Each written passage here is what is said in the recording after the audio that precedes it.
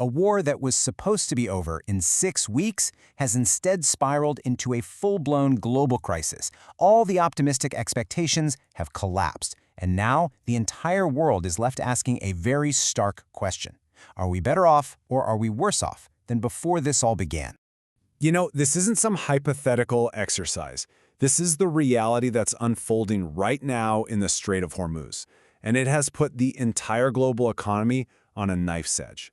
Think about this number for a second. 20%. That's the share of the entire world's oil supply that passes through this one single choke point. 1 out of every 5 barrels of oil consumed on this planet flows right through here. At its narrowest point, the strait is only about 50 kilometers wide, and it runs directly alongside the coast of Iran. For years, Iran has used the threat of closing this passage as a form of leverage, and now, well, that threat has become a devastating reality. But the spark that lit this fire wasn't some carefully considered long-term strategy. No, it was a gamble driven by a single, unpredictable decision made in Washington. And let's be very clear about this. This policy wasn't the result of months of careful planning. It was announced impulsively.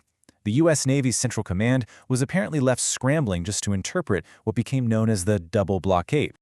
This really illustrates the tone of the whole approach.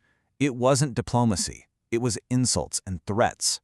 This was the kind of rhetoric that was used to justify a move that had absolutely catastrophic potential for the world economy.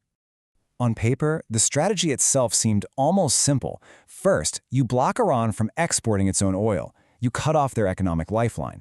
The U.S. estimated this could drain Tehran's resources in as little as 2 weeks, forcing them to capitulate. It was a high-stakes bet, a bet that a total economic siege would work where direct military action had failed.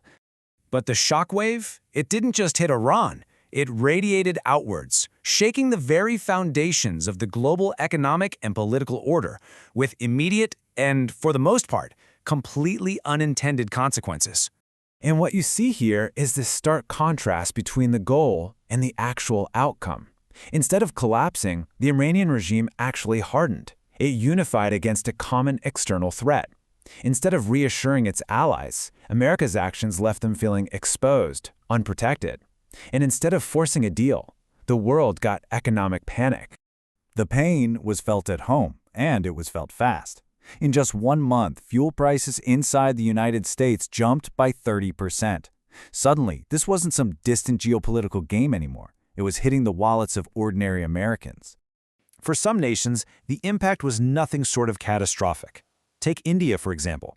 It relies on the Strait of Hormuz for over half of its LPG fuel. And unlike its neighbor China, India hadn't really diversified its supply chains, which left it critically exposed. See, as a strategic partner of the U.S., it found itself politically unable to protest, even as a domestic crisis began to unfold, a crisis where millions of its own citizens were struggling to afford basic cooking fuel. As the crisis deepened, analysts started asking some very difficult questions. Was this war of economic attrition really about nuclear policy?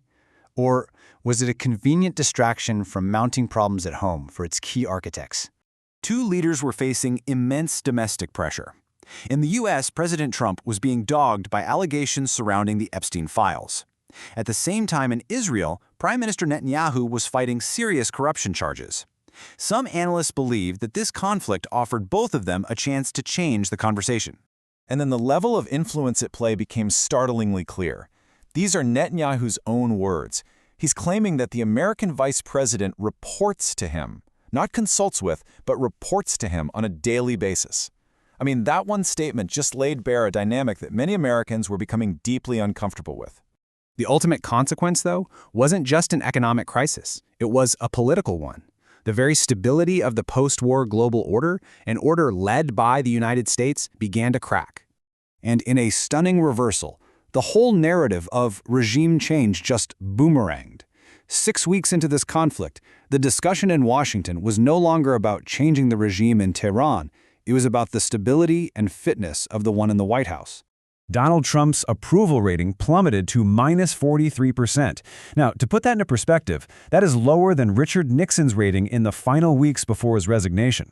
The American public, who had voted for a leader they believed would keep them out of foreign wars, felt betrayed. This all led to an unprecedented point in the crisis. The 25th Amendment, a constitutional mechanism for removing a president deemed unfit for office, it entered mainstream political discourse for what was really the first time in modern history. You had former CIA directors and even some of Trump's own supporters openly questioning his mental stability and his fitness to lead. So, we're left with this haunting question.